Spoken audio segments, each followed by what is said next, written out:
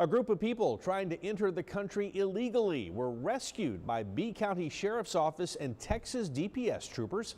A reckless driver was reported yesterday along Highway 59 near Highway 181 in B County. According to a social media post from the sheriff's office there, the driver tried to get away and drove the truck into a fence line. Well, that's when 4 people ran off. 4 others were found in the cab along with 10 people in the bed of the truck. One person had to be taken to the hospital. The others were given food and water. They told officials they'd been walking for 12 hours before they got into that truck. Agents with the U.S. Border Patrol were called to pick up those 14 people.